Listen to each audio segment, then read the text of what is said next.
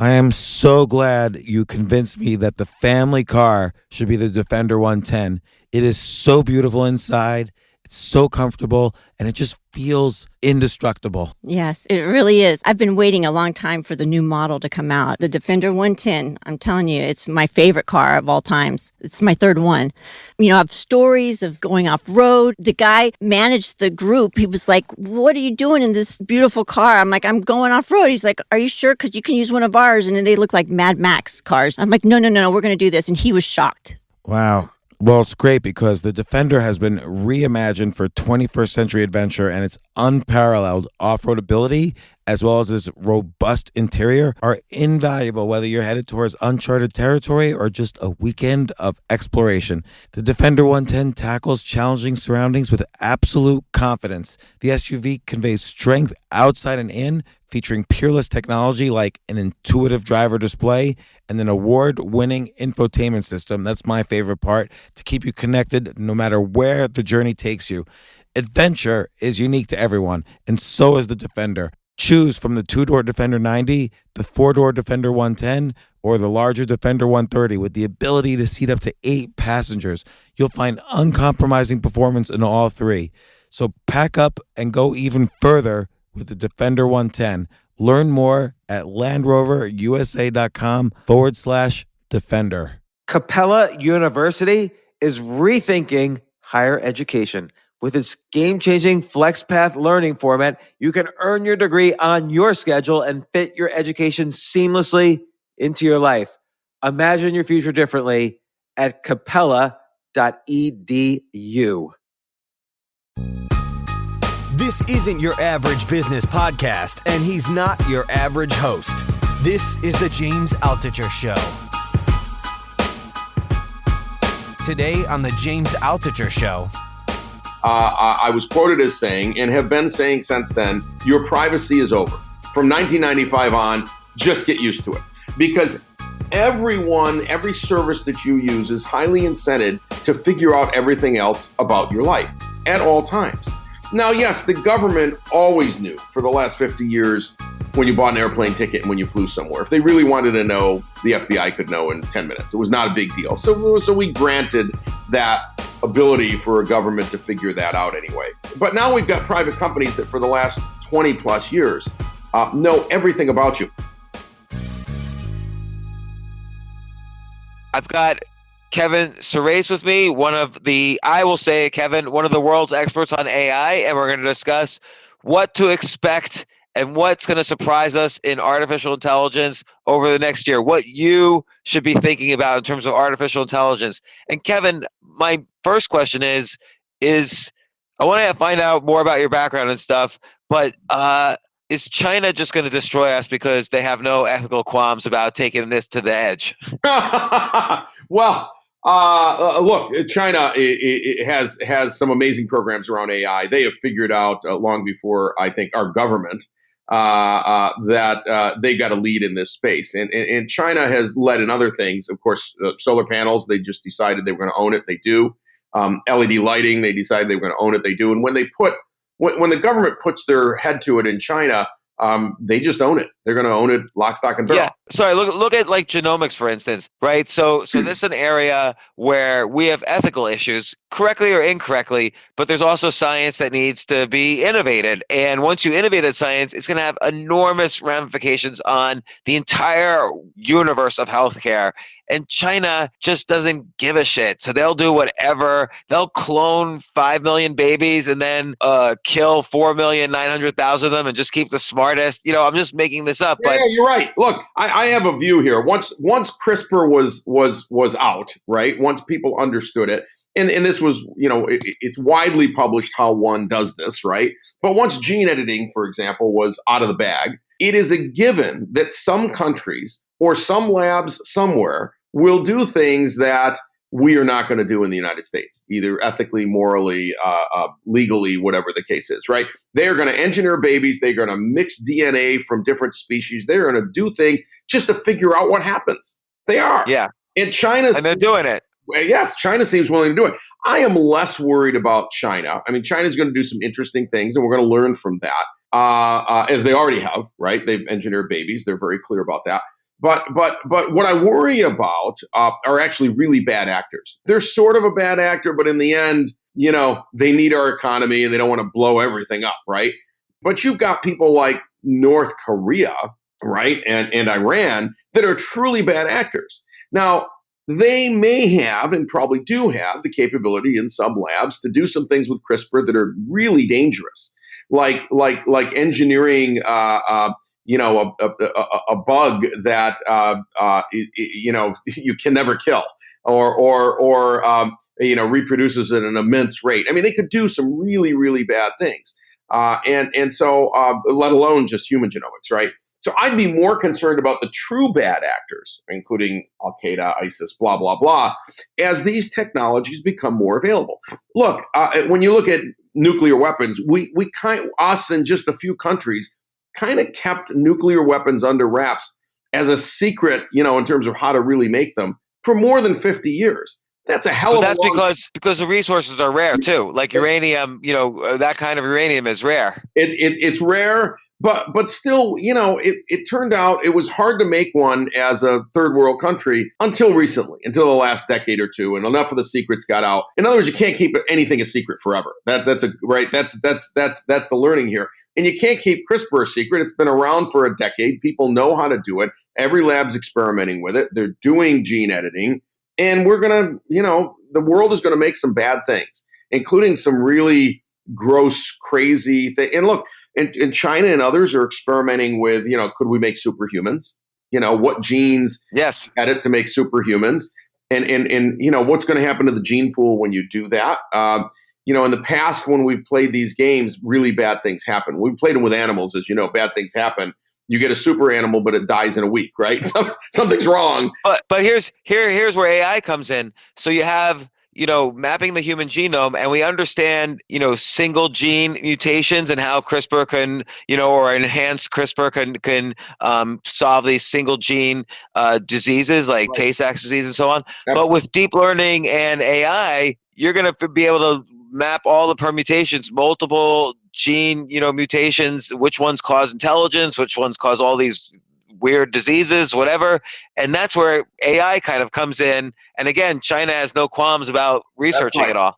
Look, it's a big data problem, and any big data problem, provided it's not noisy. And I think DNA is not. I think the genes are not. I think there's some noise, but I think it's very consistent, at least the human gene pool and the human genome. And I think that people are already using AI to figure out more and more, what buttons do we push to get a super intelligent, very strong, tall human, right? Or the perfect looking human, whatever that means today, right? In people's eyes. I need that one. Yeah, we all need that.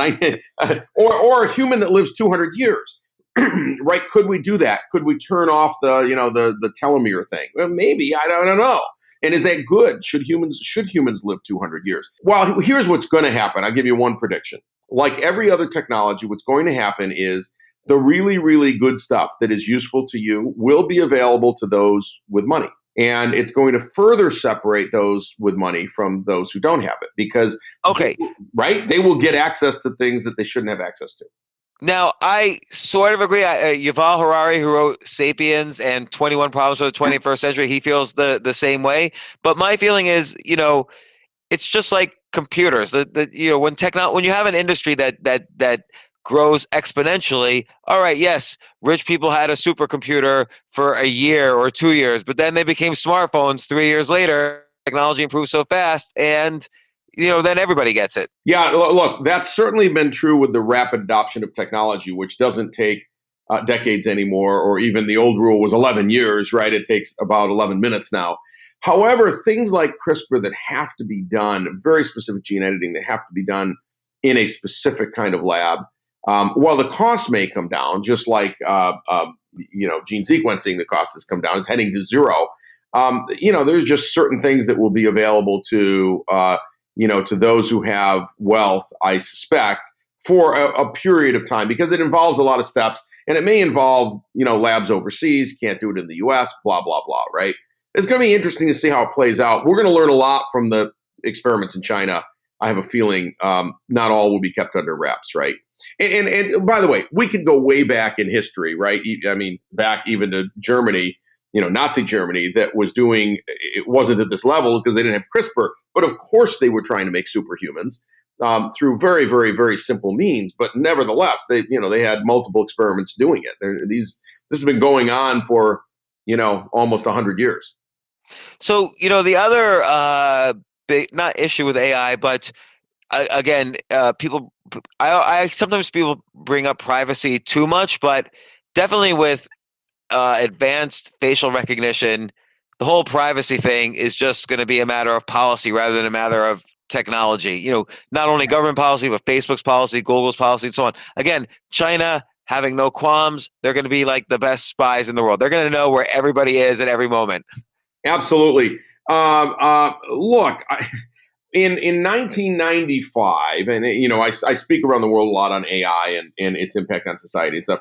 But from 1995 on, basically when the web browser became popular, I was quoted as saying, and have been saying since then, your privacy is over. From 1995 on, just get used to it. Because every service that you use is highly incented to figure out everything else about your life at all times.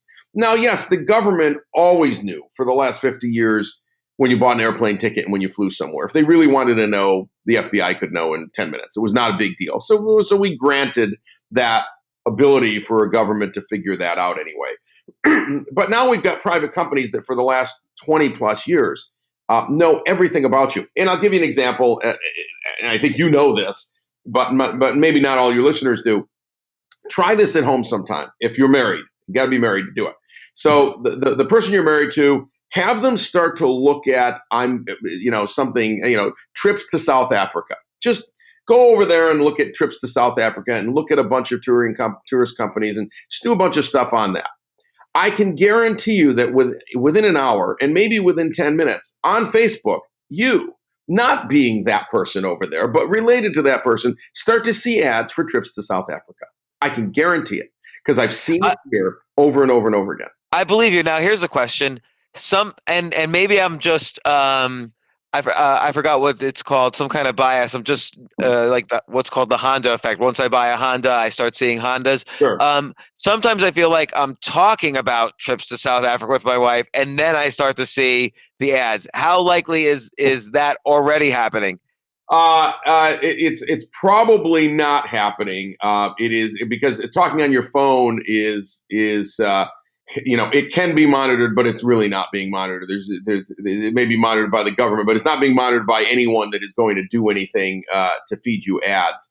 Now, yes, Alexa listens, but no, they're not feeding that to some massive supercomputer that's analyzing the words and trying to feed you ads at this time. Could they? Yeah, sure. But they're not. That's the thing. The technology's there. It would be sort of trivial with the technology we have. Oh, but just turn it on. I mean, Yeah.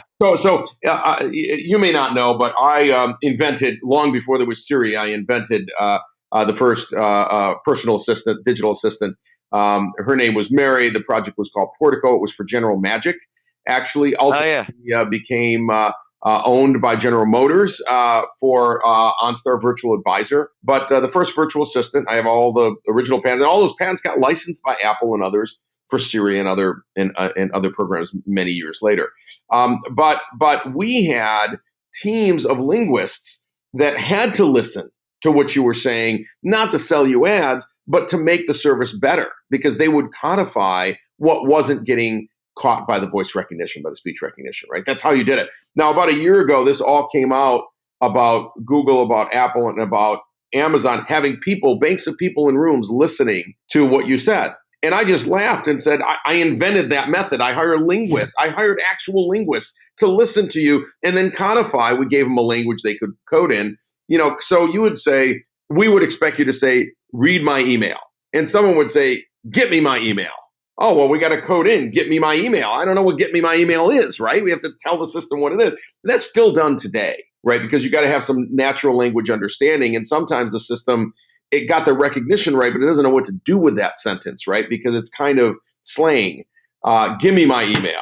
Where's my email? Well, I think all of those mean read my email, right? So we've got to codify that. So still there's banks of people in rooms listening to what you say. Turns out they don't really care. They're just doing their job.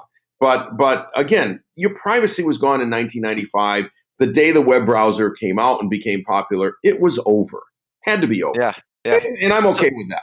So it seems like, it's interesting because you talk about 1995 and you can even go back earlier with, the real beginnings of voice recognition. It feels like until recently, there hasn't really been that many huge innovations in AI. Like I feel, DeepMind, Google with their DeepMind and AlphaGo program, that was, for me, it seemed like the first real innovation in a long time in taking big data and converting it into actionable activity using AI.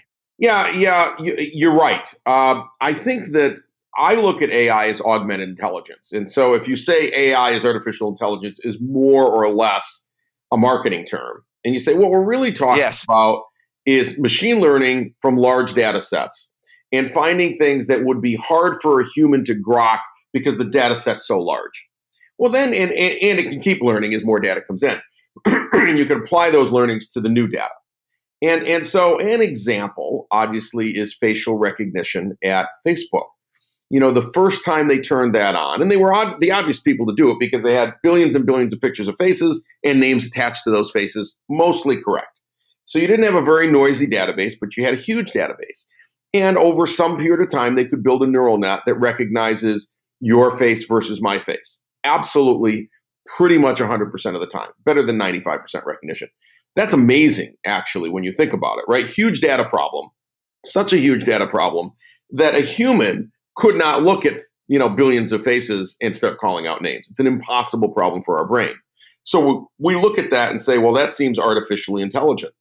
Well, no, it's a very, very, very, very good data matcher, right? A very deep neural net, and it's going to make great decisions based on every shadow in your face and your glasses and the hair and sort of everything else. But in the end, guys, it's just math.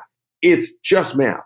All we're doing is trying to find the highest scoring thing that we can match to. And by the way, if you take that same recognizer that recognizes faces and put a chair in there, it'll say Jim. It doesn't know a chair, right? It didn't learn a chair. It learned faces. It only knows faces.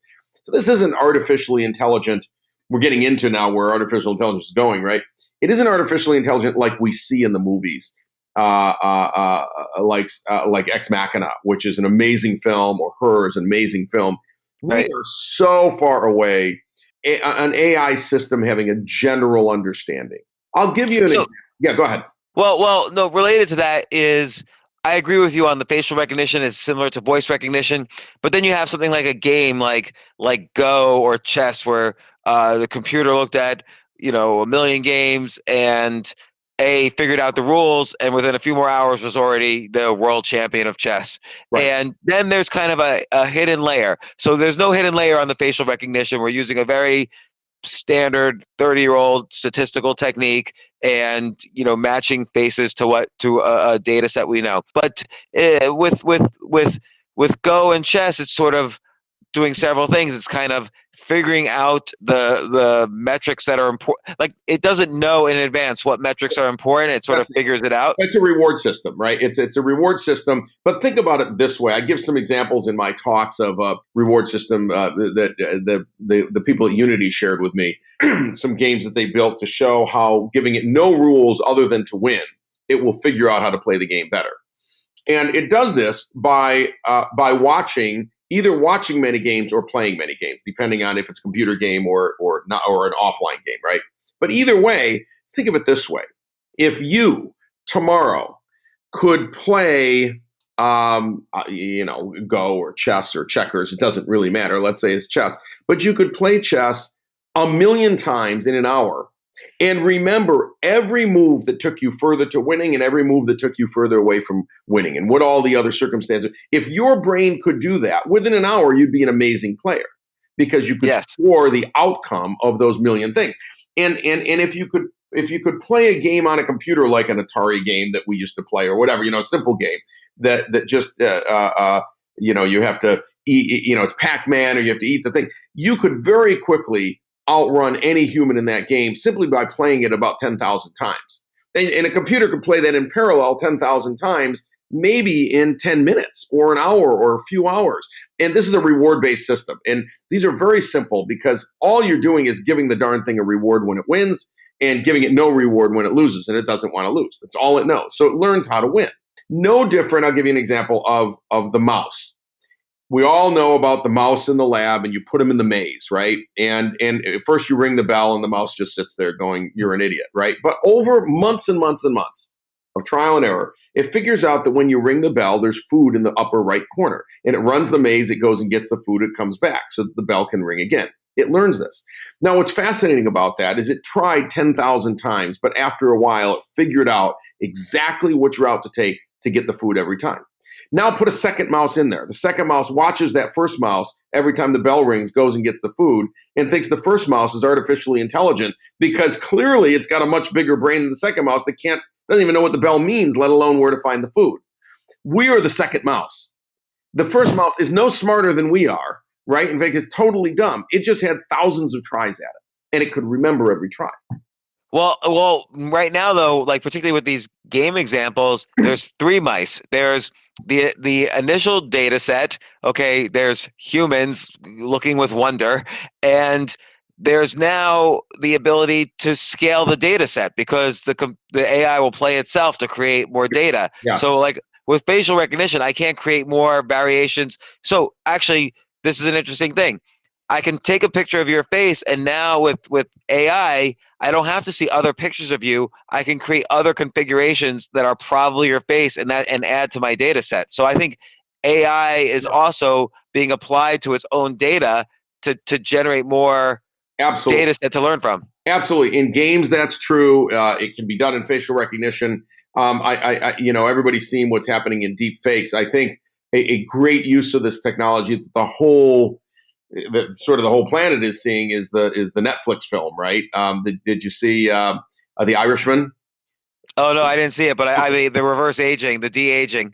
The de-aging. Now, it's a little freaky because you go, that isn't exactly what they looked like when they were 20, because I knew what they looked like when they were 20. And Scorsese he wanted them to look the way he wanted them to look, right? But the fact of the matter is, aside from the fact they walk like old men, no matter what you do, it is fascinating how good that deepfake technology has gotten. Yeah, and particularly they make the colostomy bags disappear also on the film. Yes, so exactly. you know, You take them right out, get them out of the wheelchair. No, it is fascinating what we're doing, and of course that can be done in a number of AI methods today. GANs, of course, General Adversarial Network, great way to basically now make up people that didn't exist at all. Simply by comparing the forgery to real things and saying, I still think it's a forgery. And you keep getting better and better. Again, that's a reward system, right? The system just wants to get better and get a better reward until they fooled the GAN, right? So it's the inspector sort of. So it's really fascinating what we're able to do. That said, most of what we just talked about is fun and fancy. It's interesting for games. Didn't change too many people's lives. People's lives. So what do you think? What's the next thing coming up that either you're worried about or that will change people's lives? So, look, Elon is, and some people are really worried about AI taking over the world, and they're going to be our overlords, et cetera, et cetera. I don't see that probably in our lifetime, and the reason is, as always with these technologies, remember in AI in the 60s and 70s we made huge leaps, and then we made none, and then in the 90s we made some leaps, and then we made none. And then finally, around 2012, we got neural nets to work, deeper neural nets, right? And all of a sudden, that math was out of the bag. And then we made big leaps again, and then it flattens out. And what happens is in all these technologies is we far overestimate the short-term impact, but we underestimate the long-term impact. So again, with AI, we have 3 years ago when people were saying AI is about to take over the world, neural nets are the thing, it's over. We overestimated the impact within a 3-year time frame because the impact actually wasn't that much. I mean, it's interesting to you and I technically, and some of your listeners technically, that we can blow away Go now. That's amazing. So it's like it didn't change anyone's life, right? Unless you're a professional Go player. All right, so but let's take the one game that they haven't beat. Like, how would you go about because I get it, like a Go board or a chessboard is just essentially a vector of attributes and boom. But how would you take a game like poker that has a lot of hidden information and there's this human component? There's no computer that is a world champion poker player. I Well, think that's within grasp. yeah, that's a complicated issue. So it depends on who you're playing, right? A real poker player, look at what poker is. Poker is, did you get the right cards, first of all? I mean, that's just luck of the draw, and there is luck of the draw. Right. And that's just part of the game. That's different than Go, and that's different than chess. It's different than checkers, right? It's luck of the draw. So that's the first problem. The second problem is the rest of it is human emotion inference and people learning to read people's faces and people learning how to hide that. Can we teach a computer to read your face and over time guess whether you're bluffing or not? So the answer is absolutely yes if you kept the same people around the table and they played 500 games. That's enough data to read all the faces to ultimately then figure out who did win, who was bluffing, who wasn't bluffing, right?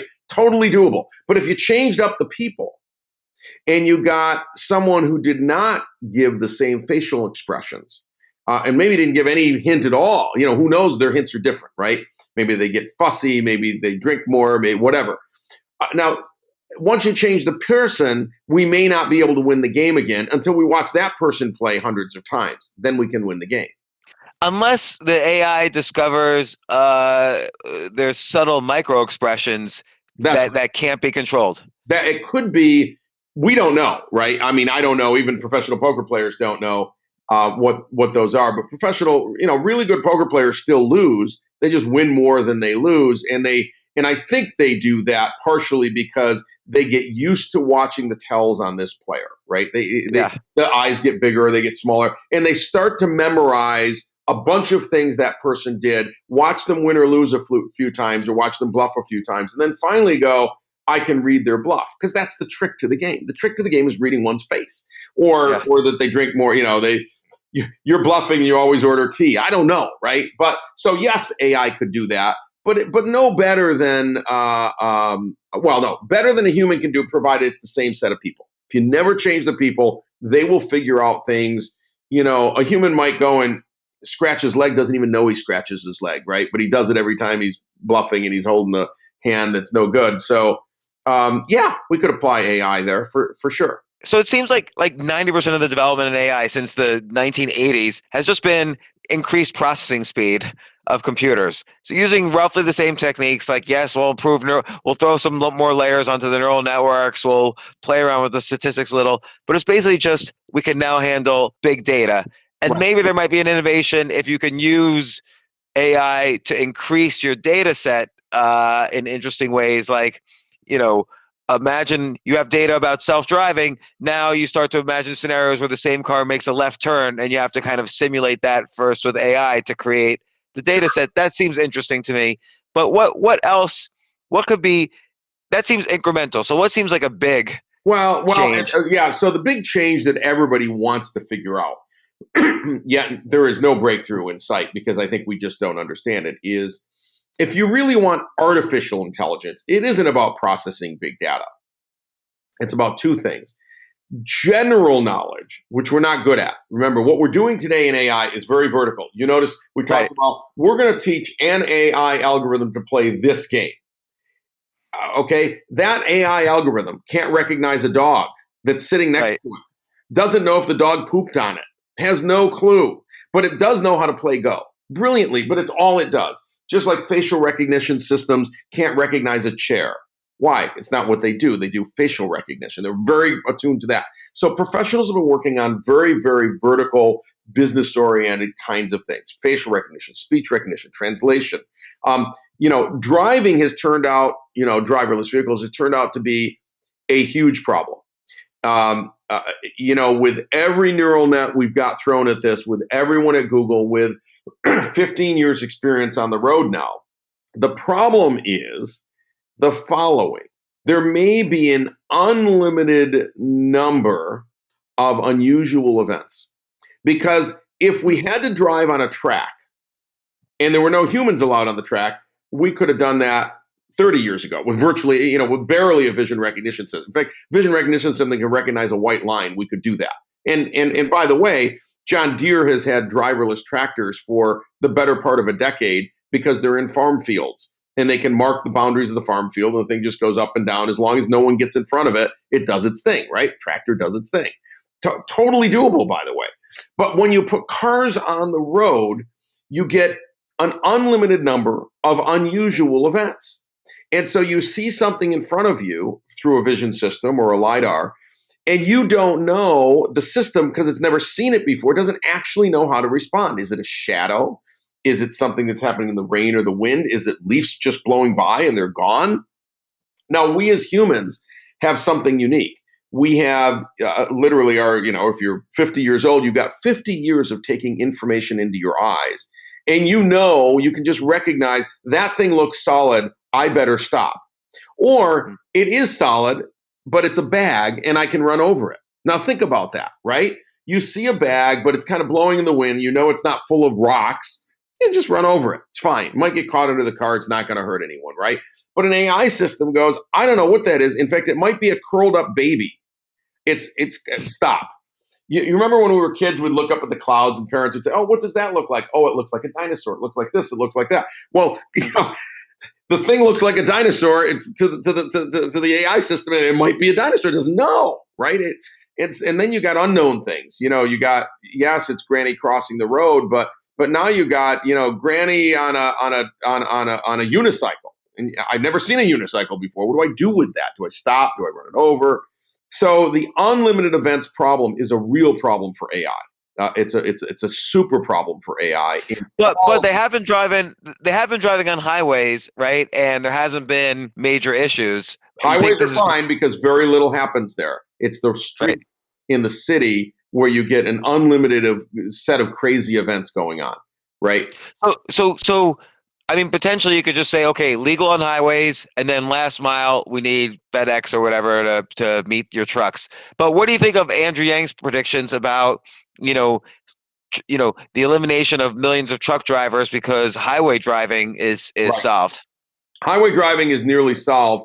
Well, look, first of all, there's a shortage of long distance truck drivers in the United States by the tune of 20 to 30%. That is, we really need 20 to 30% more than we have. So the first thing that will go is to close the gap on the shortage. That's number one. Not everything will be driverless on day one, but I think we will start to close that gap in long distance driving. And then the truck will stop at a stop and a human will get in and do the last X miles, right? I think that's going to happen.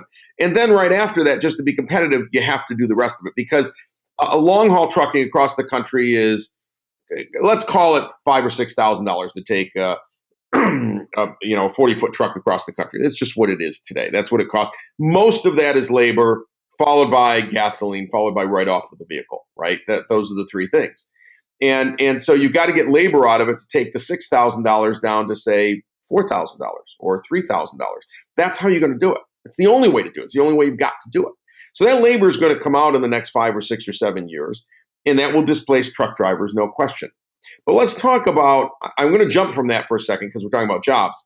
There is going to be job loss in the world, certainly in the United States, from AI in the next decade. But it's not going to hit us as bad as it's going to hit other countries. And let me tell you my theory on why. Because over the last 20 years, the U.S., and much of the West, the U.S. specifically, has shed its lowest end mundane tasks to India, China, Mexico, some other countries.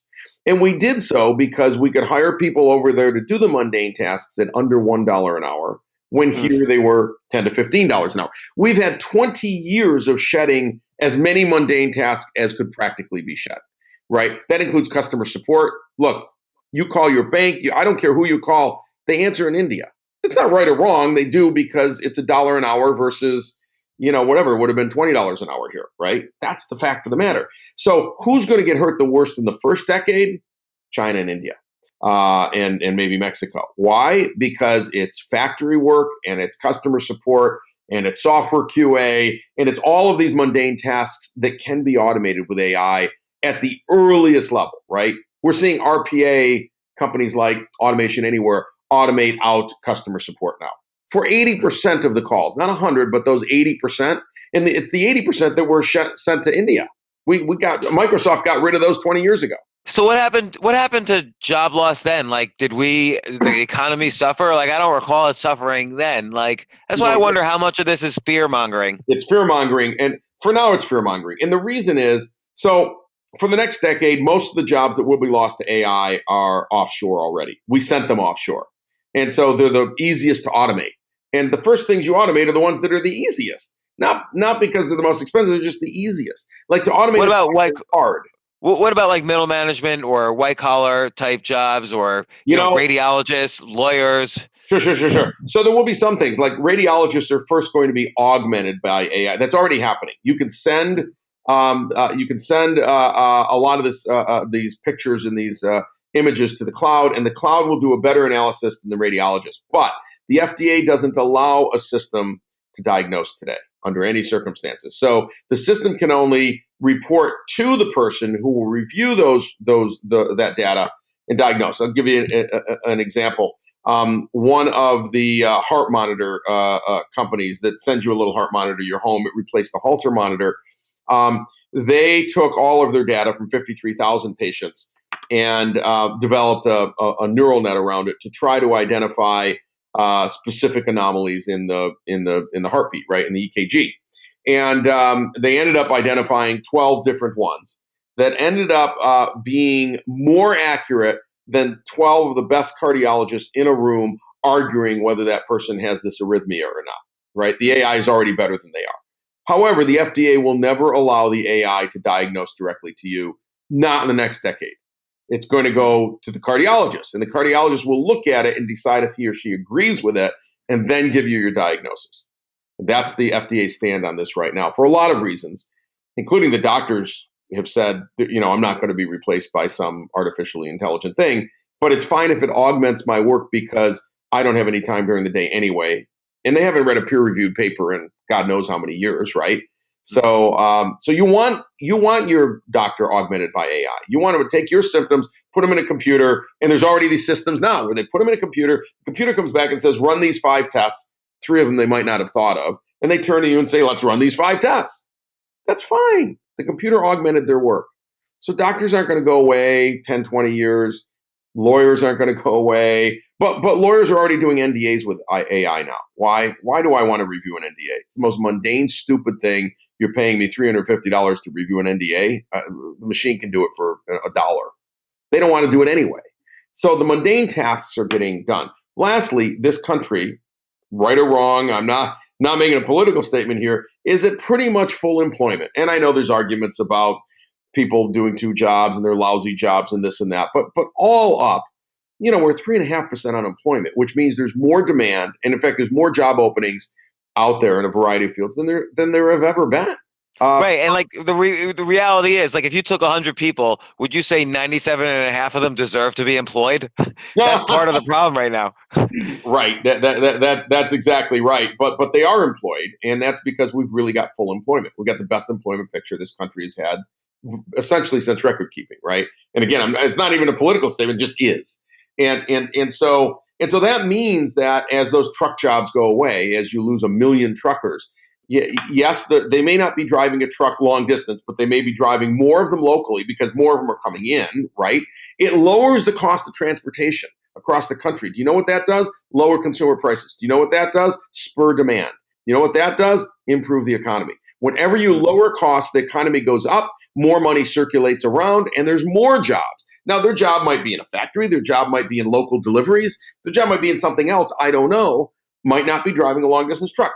Just as we used to have many more people in agriculture, 90% of the country was in ag, and today it's 1%.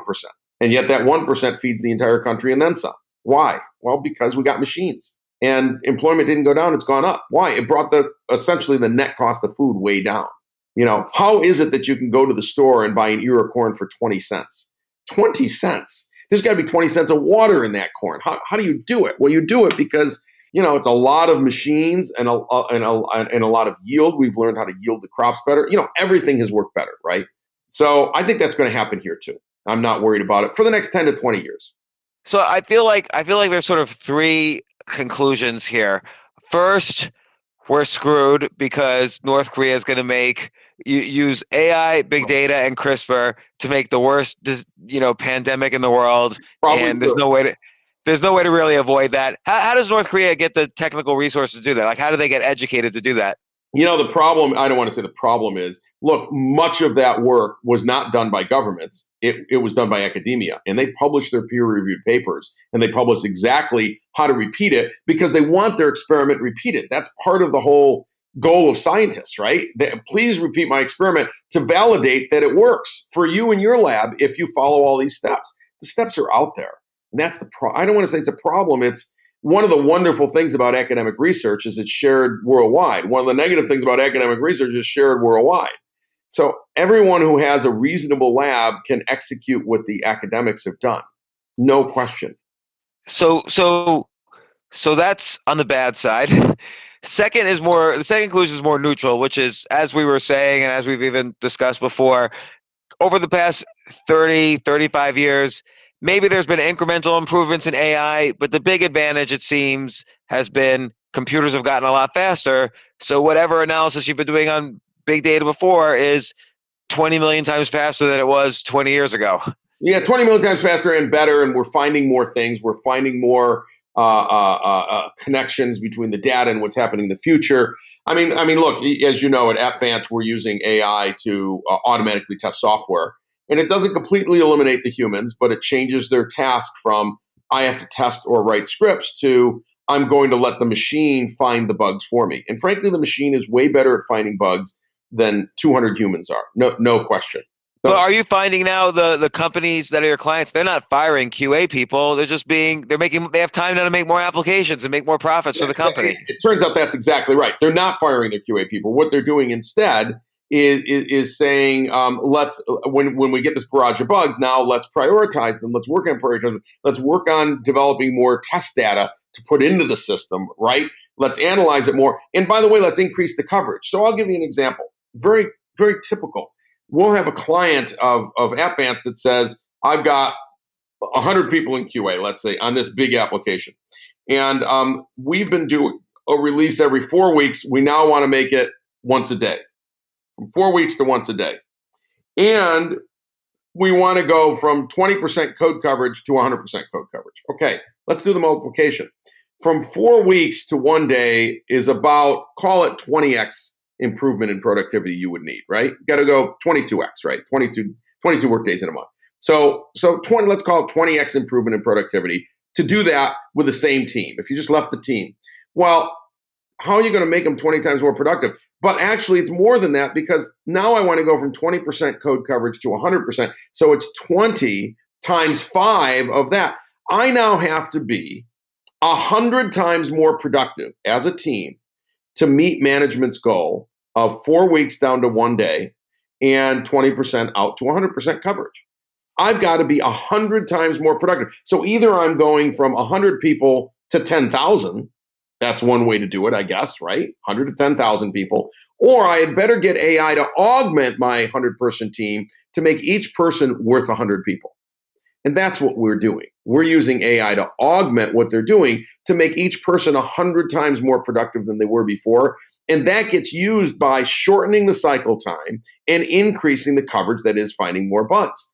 And so you actually need the same size team to meet that.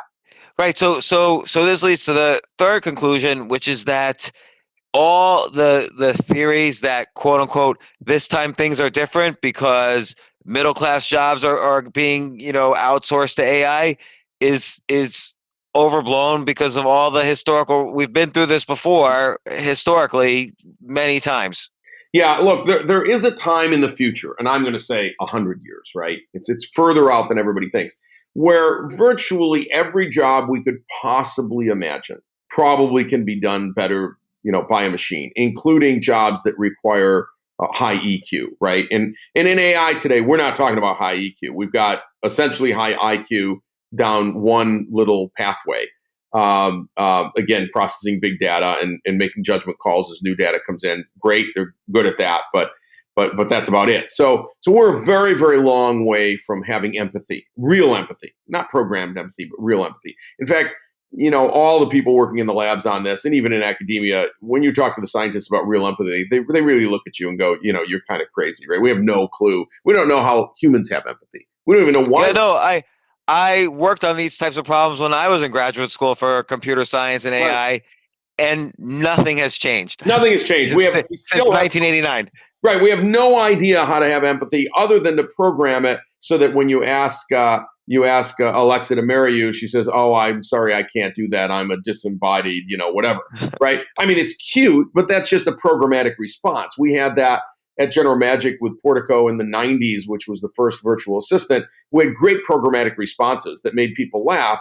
But after 3 or 4 of them, you'd realize it would recycle, right? They'd cycle back around, and it was the same 3 or 4 that were programmed in. It's not true empathy.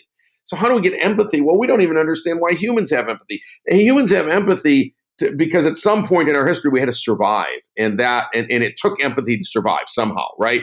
To keep the group of people around you, and having that group gave you a higher chance of survival, and we're the offshoot of that, right?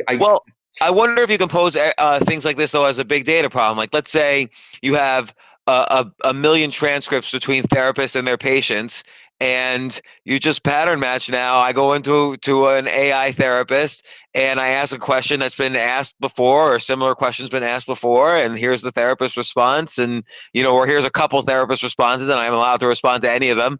And that could be again, it's not real empathy. It's again what we've been talking about with just pattern matching, but that's a fake solution to a real problem. Yeah, but all you would have done is program a psychologist, right? Right. Not someone you actually want to live with. Right. But true empathy is when something happens in your life, James, and your partner looks at you and starts to tear up and says, "I really, really feel for you. What can we do? Can I make you dinner? Can we watch a movie tonight? What can I do to help you feel better?" And you go, "Wow, that's a whole shared empathy thing that's real." Like, it's real. And it turns out that's very important for humans. And it's very important in our work. When we talk about going to work or doing our work or whatever it is, a lot of it is the interaction we have with other people. A lot of the reason we go every day is we love that interaction, right? We like the interaction. We like whatever it is, right? If you don't like the people, I don't know why you go. So part of that is part of it is a sense of purpose. A sense of purpose. A machine has no sense of purpose. It just executes its code, right? So this is what I'm trying to say. We're so far away, just like you worked on this in 89 and I worked on it in 98, 99, and people have been working on it since then. And no matter how big and deep and smart we make these systems, we don't understand how to model empathy because we don't even know why we're empathetic other than we did it to survive. So really the only thing I get worried about is that, again, processing speeds get faster and faster, maybe some techniques improve, and we find more interesting data sets now because the processing can handle it, more interesting data sets that are dangerous. So for instance, the human genome and looking at permutations of genes instead of single gene mutations, that's potentially helpful, but also potentially dangerous. And maybe there's data sets that are bigger, that are more complicated right now that we can't solve, that are, even more dangerous. I don't know. There are always dangerous data sets, right? There are things we're going to learn from large sets of data that I suspect the U.S. government is already doing, right? That you might be able to learn from huge sets of genomic data how to really create something that will wipe out all life on Earth. I mean, it's not an impossibility that you could develop a virus, a bacteria, or something that would literally invade everything, every plant, every human, everything. It would wipe out life on Earth. That's possible. It's not crazy, right? You could certainly look at data sets on the ocean and say, what could we do to reach a tipping point? I mean, maybe we're going to do that with climate change anyway, the way things are going, and wipe us all out. But you're right. There's dangerous data sets for sure.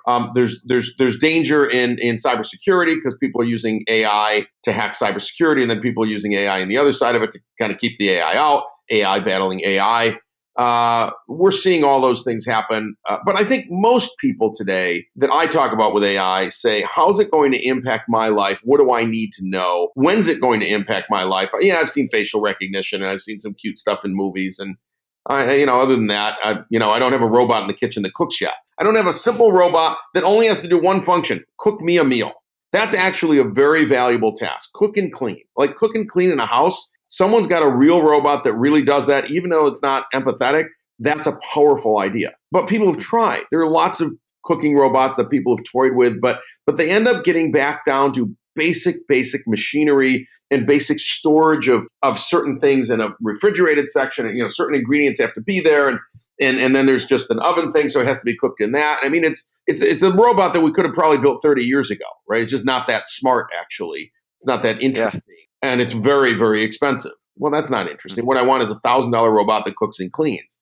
And everybody wants that. That's a market, by the way. We go build that. It turns out it's really hard. It's really, really hard to replicate all the little things that we do around the house. Think about cleaning in places that are hard to reach, or cleaning windowsills, or cleaning things where you have to lift the blinds and then clean and put it down, or taking some books out and clean. And you go, people ask me, what's the last job that'll ever be replaced by AI? I say a plumber and an HVAC repair person. That's funny. And Andrew Yang also agrees with that too. Like, this is where we're full circle, where here he might be correct. Yeah, he is correct. Because every house is different. Every plumbing problem is different. Where the pipes are is different. It would be so expensive to create a robot, and the database would be full of so much noise that it's an impossible problem to solve. Yet you can send a human in who is a plumber or an HVAC repair person, and if they're any good, they will eventually find the problem. They will eventually fix it, and they'll charge you, a couple $100 to do so. Well, for a couple $100, it's way cheaper to have those people do that work than it will ever be in our lifetime to build a robot that would come to your house and fix your plumbing. Never going to happen. It's too complicated. It's just plumbing, and it's too complicated. That should, level set everyone listening to this. Plumbing is too complicated for a robot. So what do you think we're going to do? Well, Kevin, Surace, this has been enlightening, informative, particularly on the economic stuff. Is really fascinating and scary on the pandemic stuff. Although the flip side of that is that AI will get better at drug discovery too, for cures for any AI developed diseases as well. Yeah. So it balances out. But I really appreciate you coming on the podcast, giving us the state of the world in AI this year. Yeah, great conversation. We could talk for hours. I'm sure we'll do it again. But thank you so much for having me. Yeah, thanks, Kevin. I appreciate it. Yeah, you bet.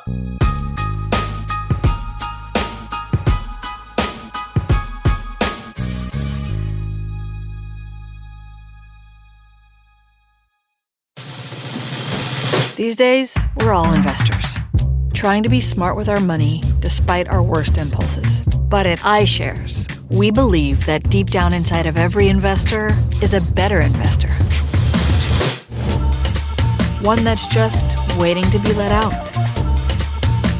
Explore iShares ETFs and insights and let your best investor out. Visit iShares.com for more information.